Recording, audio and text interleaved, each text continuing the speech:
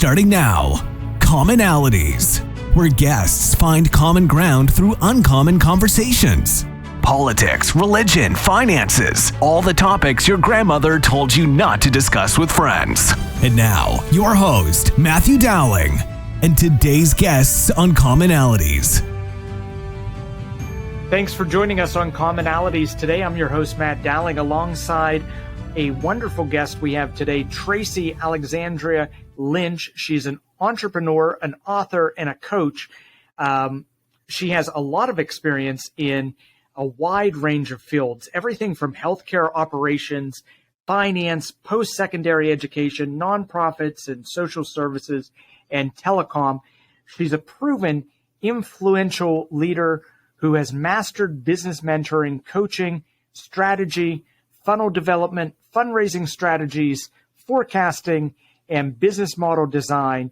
And she's a critical thinker, natural entrepreneur, creative innovator with an expanding and global mindset. Tracey, thank you so much for being with us today. Thank you for having me, Matt. Appreciate it. I wanted to give you the opportunity here at the start of the show to do a little bit of a self-introduction. I know I hit some of the bullet points from your biography, but why don't you tell us and my listeners a little bit about yourself, Tracey? Well, I am originally from Illinois, from Aurora, Illinois. I was born and raised there and grew up in a modest home that taught me a lot about gardening, and I think my father was an original ecoist and recycler even before we knew what that was. I loved education from the very, very beginning. I taught myself to read when I was 3 or 4 years old. So I've always loved the written word. I love teaching, sharing ideas, innovation, invention. And I'm just getting to the point in my life after I went to college for communications, and I took an MBA as well. And like you said, I worked in a variety of fields, but I've always been on a path where I kind of just did the next logical thing. And it's just now that I'm getting around to my passions and living this life the way I really want to do it. And that includes accomplishing what I was actually sent here to do, not just the next thing. So I'm excited to have been the recipient of this information, and I'm so happy to be passionate about it because I think it's really a timely message. So today I know we're going to be talking about a new book that you have out, and that is Donum, Creating a Sustainable Experience. And for those that aren't well versed in Latin like myself, Donum is Latin for gift. So we're talking about gift giving and creating a sustainable experience through that. Why don't you tell me why you decided to write this book and why you're so passionate about this issue? Well, my husband and I, we share a green mindset, and my son, who's a co-writer on the book, also as well, and he was raised that way. I'm not exactly sure how I stumbled into this exact concept, but I'm wired to solve problems, provide simple solutions to big problems. And somehow my concern about this, it just morphed into this book. And I began to study, and we began to bounce ideas around, and the problem was so much bigger than we thought. And I think it's bigger than most people think. And when I started talking to people about it, they're like, they had no idea of the magnitude of this issue. So I think that's why it's so important. It's so important to me because the act of gift giving, the way it is today, is non-sustainable for the planet. Back in the days of settlers and Little House on the Prairie and Laura Ingalls Wilder, when Pa got a hat and Laura got a dress and Mom got a handkerchief wrapped in craft paper with a piece of twine, we have come so far from that, not providing what people need or even exactly what they want, but we shop with the idea of surprise in mind, of creating a wow factor, and a lot of times that falls flat. And so the only way to fix the gift giving issue, which causes the planet so much havoc and waste, is to collect our consciousness together and do one thing that solves the problem. Logistics is designed. Go ahead. Oh, no. I didn't mean to cut you off. I was just going to say kind of an example of what you're talking about in sustainable gift giving. I'll give you a good example and a bad example. I have a 9-year-old and a 10-year-old that both got cell phones, and they got their second laptop. They're now on their second laptop. They got their first ones about 5. So now we have old laptops that have to go someplace. They have to be discarded, and they're really not of any value anymore. So maybe that's an example of non-sustainable gift giving, where we're buying these things that, are wants, but it's not really good for the environment that we live in afterwards. I think maybe a good example of sustainable gift giving is something my wife has started to do, and I love these gifts. She has a Cricut, and so she makes household goods for a lot of our family members that are personalized in some way. But it's something that individual probably would have gone out and purchased on their own or would have used otherwise. So it's not something that's just grandiose and out here and extravagant. It's an item that's personalized, whether it be a cheese board or, a little cup for your bathroom to hold your stuff, things like that. Yeah, we did those for Christmas this year. So I think some of those are. Yeah, so we took up the hobby of wood burning. So we cut out the stencil on the Cricut and then used the wood burner on the cheese boards. I'm not sure if you did that a similar way, but so those are some examples of the good and bad, as far as I see it, in gift giving. So I didn't mean to cut you off there. Oh, no worries. And I think you're absolutely right. And we wanted to be careful in this message not to step on people's toes and send the message that we don't want you to be consumers. We don't want you to have the things that you want and need. That is not the message. The message is not to stop shopping. It's not to buy the things that your children and your family needs. That is not the message.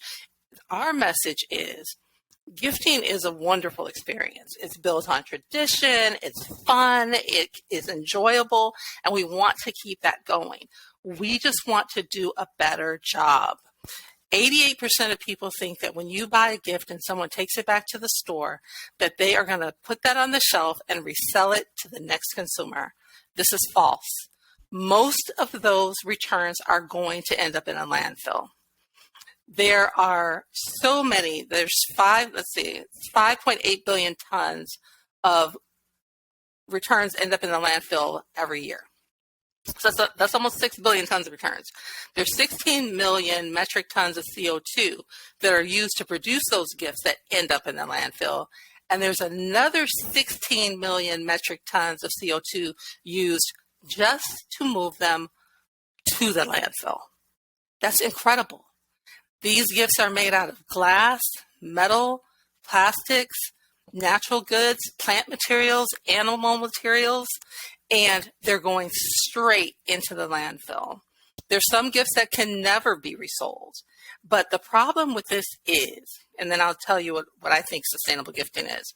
The problem with this is logistics was designed to move from the manufacturer to the consumer.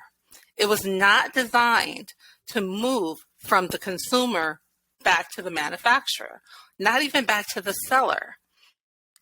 Once you do that, imagine everyone driving to work on the highway, and except we're all driving backwards.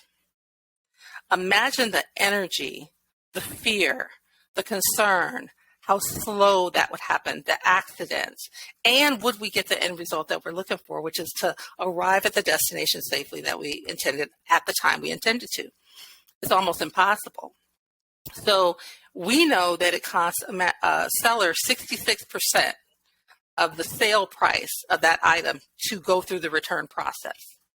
So it many times is cheaper for the seller to simply say, keep it, discard it, or they'll take the return as far as the warehouse and then they'll discard it and then they will simply ship a new one, because it takes manpower at every step of that reversal to make it happen. Does that make sense? Yeah, and in my listeners that shop on Amazon on a regular basis, like I tend to do, they are probably have received a return message at some point in time when you try to return something because it comes in incorrect or it's not exactly what you were looking for, where the seller is saying, hey, that's great, we'll refund you, but just keep the item. And it's because of the issue that we're discussing right now. And really, we're getting to the topic of reverse logistics. But we have to get to our first break. So when we come back, we'll be talking more about reverse logistics and sustainable gift giving. Stick with us. You're listening to Commonalities, where guests find common ground through uncommon conversations. We'll be back after this brief break to recognize our sponsors. Is your business using analog strategies in a digital marketing world? If so, then contact Matthew or Rebecca Dowling at Coordinated 360 for a professional consultation, where we bring in-depth knowledge and functional expertise with a holistic perspective. Coordinated 360 provides digital marketing, paid ad and media buying services, web design, social media management, video production, and more for businesses, organizations, and political campaigns. With decades of experience, Matt and Becky at Coordinated 360 can help you craft your unique message and share it with the world. For a no-risk media evaluation and recommendations, call 724-320-2212 or visit us online at www.coordinated360.com.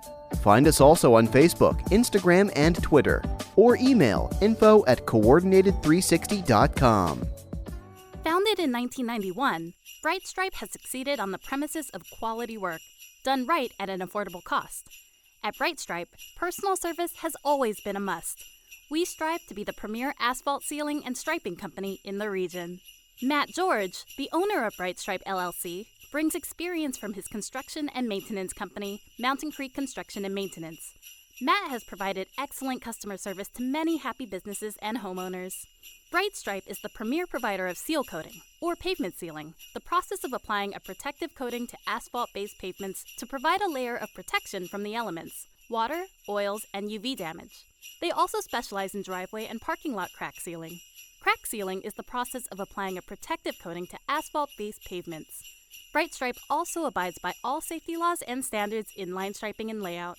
For a no-obligation estimate, contact Bright Stripe at 724-437-6090. When it comes to buying a home, what you see isn't exactly what you get. That's why home buyers should call Dave Dowling at Grandview Inspections at 724-208-4108. You'll see colorful flowers, freshly painted walls, granite countertops, gleaming hardwood floors, and other touches. What you can't see is the cracks, ancient plumbing, dangerous wiring, or broken appliances that might be revealed when you hire a home inspector. And when it comes to home inspectors, knowing yours has the qualifications and experience needed should be your number one concern. Dave Dowling with Grandview Inspections is an architectural engineer with over 30 years of commercial construction experience and hundreds of inspections under his belt. A home inspection is an opportunity for you to hire an expert to walk through the home and prepare a report outlining the home's major components, what needs immediate attention, and what will require maintenance after you move in. Your home is one of your biggest investments, so make sure your investment is everything you hoped it to be. Call Dave Dowling at Grandview Inspections at 724-208-4108. Are you enjoying the program you're listening to? Support Commonalities and help keep us on the air by making a donation of $5, $10, or $25, or any amount you feel comfortable sharing online at donate.commonalities.online. Again, that is donate.commonalities.online on the World Wide Web. Buy our host a cup of coffee or help pay for airtime at donate.commonalities.online. You're listening to Commonalities on 590 WMBS 101.1 FM and any place you download your favorite podcast. I'm your host, Matt Dowling. My guest today is Tracey Alexandria Lynch. She's an entrepreneur, author, and coach, and she has a recent book out, Donum, Creating a Sustainable Experience. And we're talking about sustainable gift giving. And this is kind of an appropriate time to talk about this because we just went through the holiday seasons, whether you celebrate Christmas or if you're Jewish and celebrate Hanukkah, or even those that celebrate Kwanzaa, etc. There's a lot of gift giving that happens in the month of December. So January becomes the time when a lot of returns are taking place. But, and I know we're going to get to this in a moment, January is not the only time of the year when returns from gifts are a problem. So I'll let you get to that in just a moment. Before we went to the break, we started talking about the buzzword reverse logistics, and that's really all operations that are related to the upstream movement of products and materials. So Tracey, tell me a little bit more about your vision, your book, and the idea of sustainable gift giving. Okay, awesome. So we briefly touched on sustainable gifting and what components go into that. And when we wrote this book, we wanted to keep it short, punchy to the facts, and we didn't want to have a lot of fluff in it, so it would be easier for people to download and adapt. And even with the sustainable gifting experience, we want that to be easy as well. We don't want one more thing that people have to do to make this happen. People spend about 15 hours shopping for Christmas gifts. If they follow the principles in the book, they can save about 75% of that time. There's all types of psychology that goes around gift giving. I don't know what to get. I don't know if they're going to be happy with it. I don't know how much I should spend. I'm buying because they bought me something. There's so much that goes into it. But the bottom line of sustainable gift giving is this. Know your audience. Know what the person you're buying for wants. And we talk about this in the book by using the folklore of Santa, right? And we know that Santa is folklore. But Santa had it going on a little bit because he did two very important things. He asked you exactly what you wanted, right? And then he so you made your list and yep. He had it. And he had it. He knew the brand. He knew the size. There was no getting this wrong. He doesn't like polka dots. She doesn't like stripes. That's not what she asked me for, even if it's on sale. So he asked what you want, and then he checked his list, and then what did he do? He checked it twice. Okay? Period. But then you run into the problem as an adult when Santa is taken out of the equation, and now I have adult siblings, 2 sisters, that I need to buy for, and I want to get them something that they want, that they need, that they'll appreciate. But my mind works different than theirs. So, how do you suppose we have a crystal ball? I know you're saying know your audience, but do you have any tips on telling us how to know what gifts are good gifts to get for people? Oh, absolutely. So it's very, very simple. We ask them. Santa doesn't surprise. When those kids get that, they're not surprised. They're what? They're delighted. They're delighted that Santa listened, and they're excited to receive the gift. That's delight. Surprise is trying to give somebody something that they would not expect you to get them. That's where we are missing the ball. Anytime you hold up something on your way out of TJ Maxx and you say, I wonder what they like this. You have already put it down, sweetheart. You have already Gone too far. Do not take that to the register with you because there's a maybe in it. So we have worksheets in the book that help you to get to know your person.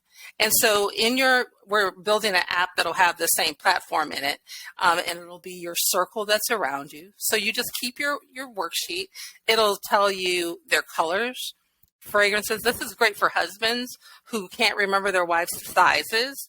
They can't remember that wonderful flower that she loves, and he has to ask her sister and her friend, well, is it a rose or is it a hydrangea? No, he will already know what fragrance. That just got me in trouble because I said to my wife, do you know so-and-so's favorite flower is a daffodil? And it is. And I know because this person always buys on daffodil days, an absurd amount of daffodils for the Cancer Society. But my wife then said to me, well, we've been married for over 12 years. What's my favorite flower? And I didn't know. There you go. So this would help me. Well. And then what's her favorite fragrance? Is someone allergic to some things? If you have nieces, nephews, children, keeping their sizes. So grandma's not calling your sister saying, hey, what size do you think? Well, I think he might wear. There we go.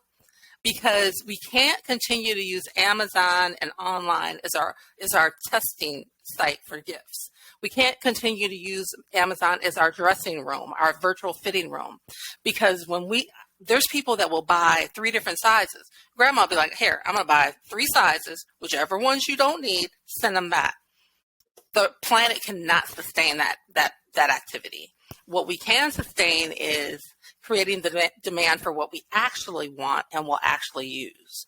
Because as we talked about before, most of those gifts, those returns are going into the landfill. So there's more birthdays on the planet than there are that we purchase for than we do at Christmas. Christmas is just the biggest time of the year, but there's 8 billion people on the planet, right? So if you have a percentage of them and your people are buying gifts for them, then that really is the biggest holiday, is our collective birthday. So you have birthdays, you have Mother's Day, Father's Day, right? So that's why this isn't just a problem once a year. This is a bigger problem than people even can take into scope at this point in time, because you're constantly buying a gift for, I'm thinking baptisms, communions, those are just some of the things we've been to recently. Yeah, weddings. Wedding gifts, engagement parties. There's a lot of times when you want to give a gift, but that's very difficult. And as we keep having this conversation about sustainability, I go back to, my childhood in the 1980s. And at that point in time, before recycling was where it is today, we would talk about, the 3 R's: reduce, reuse, and recycle. And so how can we be sustainable within that scope with the gifts that we're giving to other individuals? Well, for one, I think that's the problem that you're trying to address. Absolutely. And I even say in the book, one great way to contribute to sustainability is to buy things that will last. My family still has my father's tools from when we were children. They still work. The handle didn't come off the hammer. Nothing happened to those tools because they were made to last. I think that we live in a more get me a temporary fix for right now. I'll get the $2 hammer that the head's going to fall off. And then when that happens, I'll just get another one. I like to tell people, once you purchase something, you've created a demand for it. And that demand is your responsibility. And once you buy that item, you own it forever, no matter where it goes. I don't care if it's a plastic bag, something you got at the dollar store, aluminum foil, a gift, an electronic, whatever it is, you're responsible for that.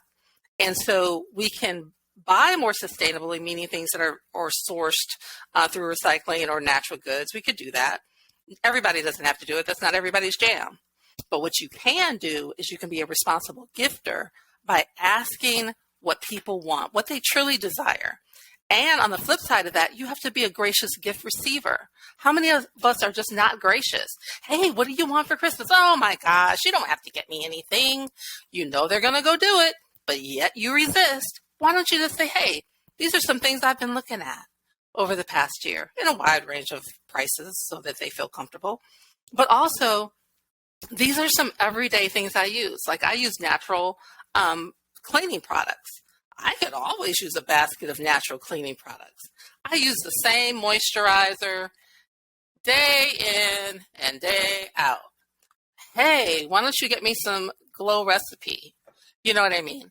It's wonderful to say, to be, falsely modest and say, oh, you don't have to get anything. You don't have to spend any money on me. But when you know your father, your mother, your sister, your brother, your child, your friend wants to serve you in love and service through a gift, then be gracious to tell them what you want versus letting them guess about it. And then you're like, man, has she ever seen me in a purple sweater? I've never worn a purple sweater. Why did she get me a purple sweater? Because she got it because you wouldn't tell her what she really wanted. And so that's an aspect, that graciousness is an aspect of being able to reciprocally give in a sustainable way as well. So we've talked about being a gracious individual accepting a gift, and we talked about being a responsible gift buyer in thinking about the sustainability of the gifts that we're gifting to other people. We've briefly touched on, and we've kind of rode the wagon around it a couple times. That's the problem of reverse logistics. And as I was reading a little bit before the show on reverse logistics, I found that that there are 5 R's, and I just talked about the 3 R's of sustainability, but there's 5 R's to reverse logistics that people talk about, and that's return, resell, repair, replace, and recycle. Let's talk, before we go to the break, we only have about a minute, but let's talk about the problem of reverse logistics. Why doesn't it really work for the retailers like Amazon or Walmart that are out there? It's too expensive. That's the bottom line. It's too expensive. Like we said, it takes the average return process costs about 66% of the cost of that item. So in many instances, it is not advantageous for a seller to do that. And also, so it's just good business that they're not doing. Absolutely, it's good business, and sadly, this is going to create further problems by passing those costs on to us, right? Because if we continue with these practices, those costs have to go somewhere, and they're going to get passed on to us. There's even the hit that they're going to take from something I call cyber shoplifting, which means there's certain businesses that will tell you, go ahead and donate that item. Go ahead and keep that item. When people start to ingest that information, there's going to be a remnant. And right now we're at about 6% of people returning gifts. There's nothing wrong with it. They're just saying there's something wrong with it. That's cyber shoplifting because they know they're going to tell them to keep it. So I won't advertise those companies at all because I don't like mentioning them at all. But they're great companies and they're trying to do the right thing. Sure, but we as the consumer end up paying the final price because they have to mark up the goods and services that we do pay for to be able to take care of that. Hey, Tracey, we have to get in our first break or our next break. We'll be back after these messages and we'll continue the topic of sustainable gift giving here on Commonalities. You're listening to Commonalities, where guests find common ground through uncommon conversations. We'll be back after this brief break to recognize our sponsors. Is your business using analog strategies in a digital marketing world? If so, then contact Matthew or Rebecca Dowling at Coordinated 360 for a professional consultation, where we bring in-depth knowledge and functional expertise with a holistic perspective. Coordinated 360 provides digital marketing, paid ad and media buying services, web design, social media management, video production, and more for businesses, organizations, and political campaigns. With decades of experience, Matt and Becky at Coordinated 360 can help you craft your unique message and share it with the world. For a no-risk media evaluation and recommendations, call 724-320-2212 or visit us online at www.coordinated360.com. Find us also on Facebook, Instagram, and Twitter, or email info@coordinated360.com. Founded in 1991, Bright Stripe has succeeded on the premises of quality work, done right at an affordable cost. At Bright Stripe, personal service has always been a must. We strive to be the premier asphalt sealing and striping company in the region. Matt George, the owner of Bright Stripe LLC, brings experience from his construction and maintenance company, Mountain Creek Construction and Maintenance. Matt has provided excellent customer service to many happy businesses and homeowners. Bright Stripe is the premier provider of seal coating, or pavement sealing, the process of applying a protective coating to asphalt-based pavements to provide a layer of protection from the elements, water, oils, and UV damage. They also specialize in driveway and parking lot crack sealing. Crack sealing is the process of applying a protective coating to asphalt-based pavements. Bright Stripe also abides by all safety laws and standards in line striping and layout. For a no-obligation estimate, contact Bright Stripe at 724-437-6090. When it comes to buying a home, what you see isn't exactly what you get. That's why home buyers should call Dave Dowling at Grandview Inspections at 724-208-4108. You'll see colorful flowers, freshly painted walls, granite countertops, gleaming hardwood floors, and other touches. What you can't see is the cracks, ancient plumbing, dangerous wiring, or broken appliances that might be revealed when you hire a home inspector. And when it comes to home inspectors, knowing yours has the qualifications and experience needed should be your number one concern. Dave Dowling with Grandview Inspections is an architectural engineer with over 30 years of commercial construction experience and hundreds of inspections under his belt. A home inspection is an opportunity for you to hire an expert to walk through the home and prepare a report outlining the home's major components, what needs immediate attention, and what will require maintenance after you move in.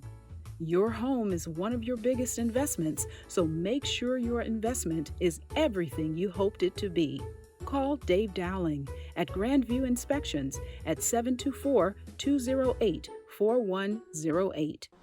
Are you enjoying the program you're listening to? Support Commonalities and help keep us on the air by making a donation of $5, $10, or $25, or any amount you feel comfortable sharing online at donate.commonalities.online. Again, that is donate.commonalities.online on the World Wide Web.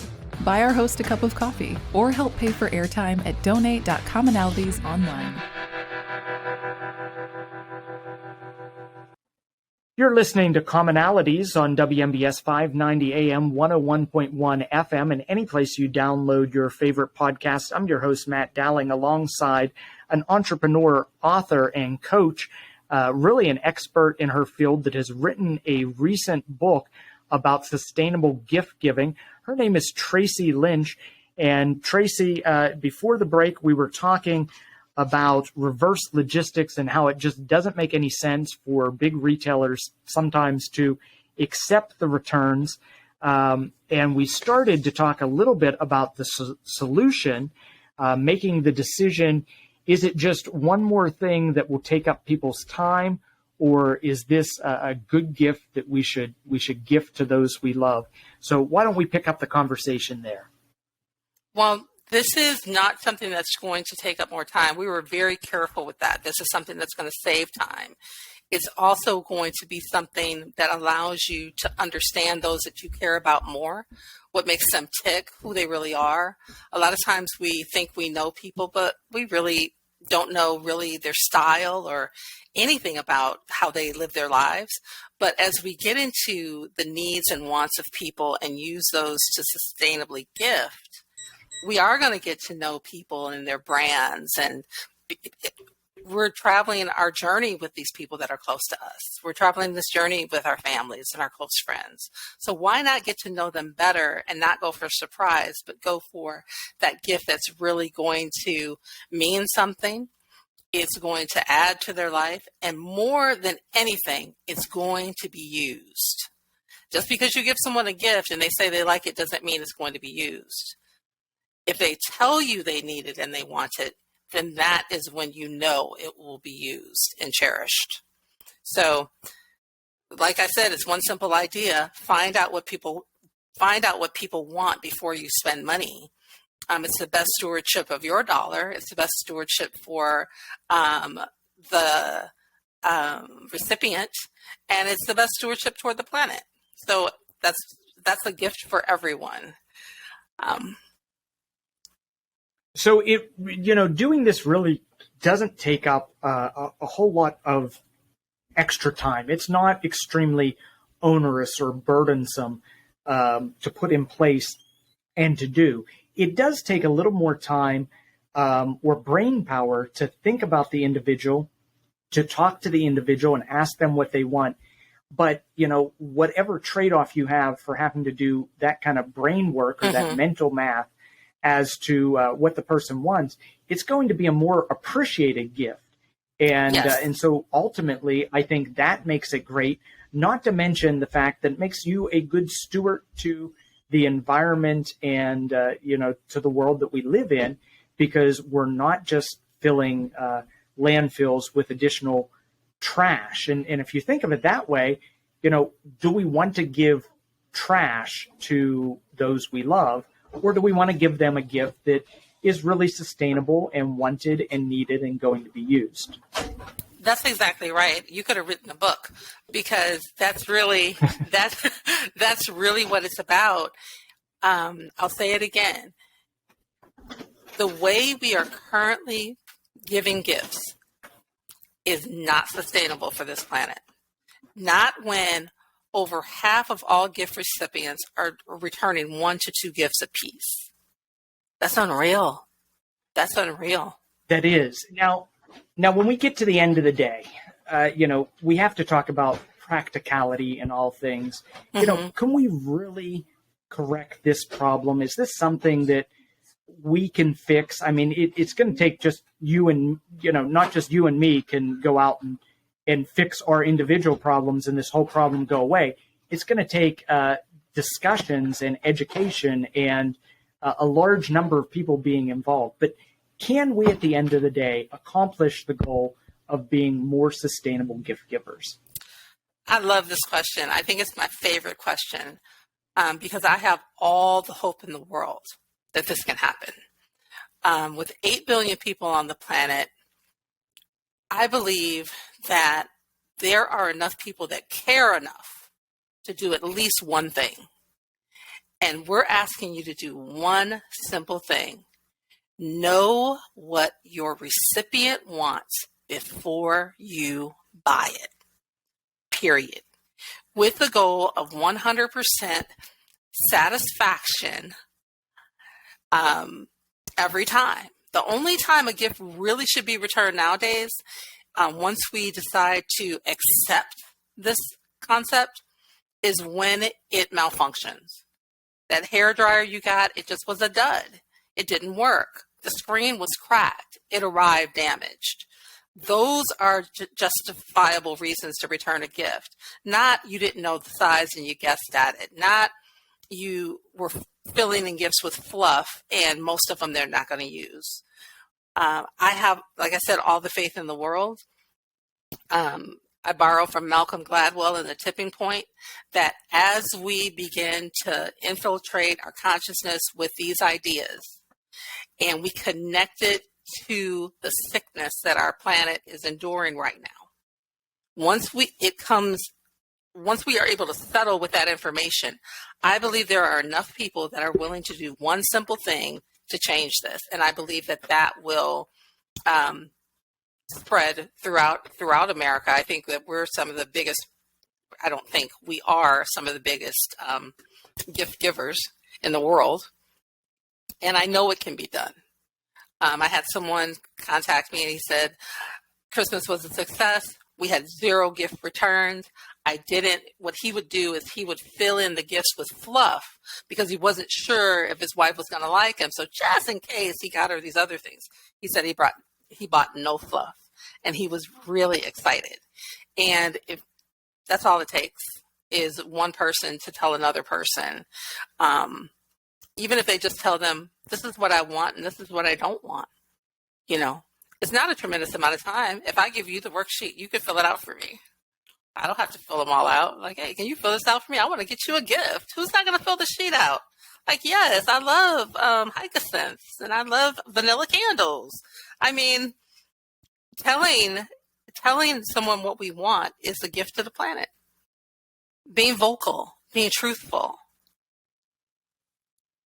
In taking care of the planet is something that we do for others. And as we are approaching Martin Luther King Day here, I know that one of your favorite quotes or life themes is life's most persistent and urgent question is, what are you doing for others? And by being more sustainable gift givers, we are doing something for others. We're taking care of our planet. And I think that's the crux of the message that we want to get across in today's episode. You know, and on a recent episode, I had the young ladies from the Fayette Chamber of Commerce, and we were talking about local retailers and where you could go get last-minute gifts. This was on an episode that was just before Christmas.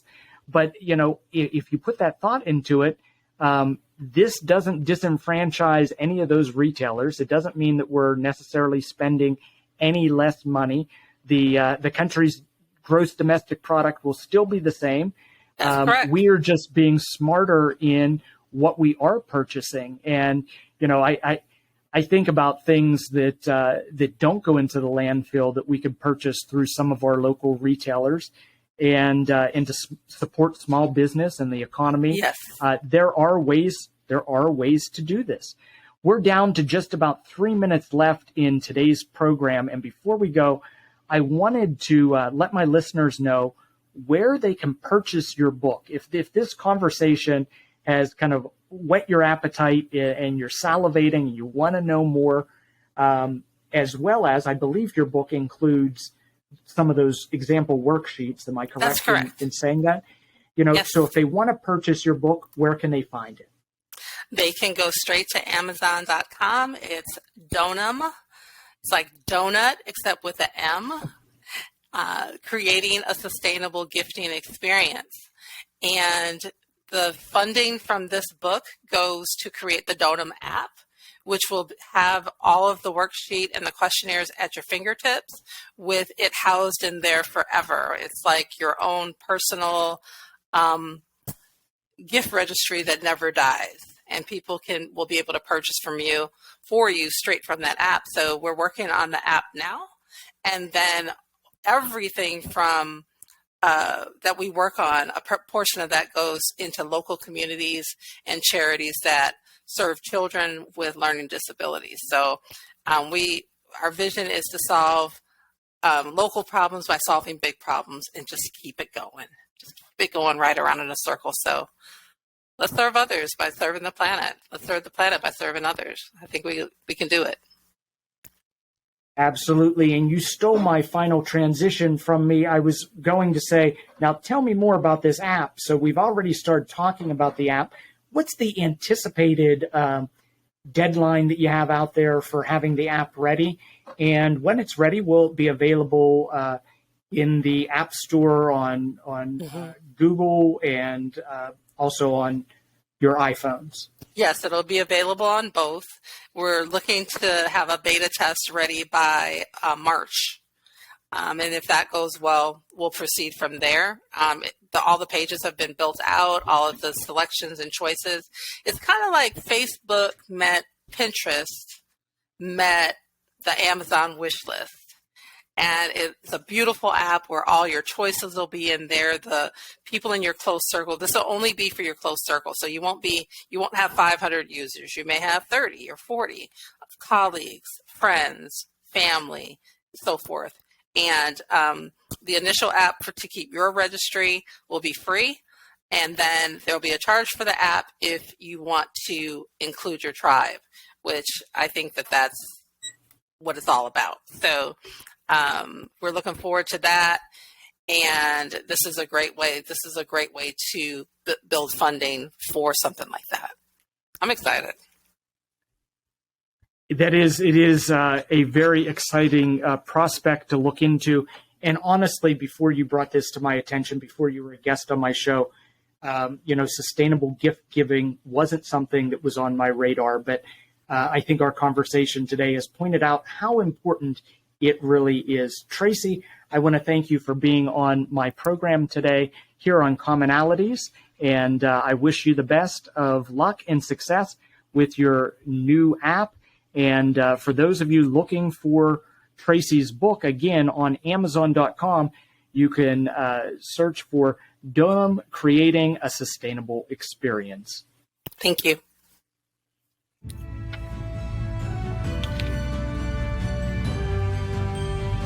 This has been Commonalities, a show where guests find common ground through uncommon conversations. Copyright 2022 Coordinated 360. All public rebroadcasts should be done with prior written approval from Matthew Dowling. All requests should be sent to info@coordinated360.com. Thank you for listening to Commonalities.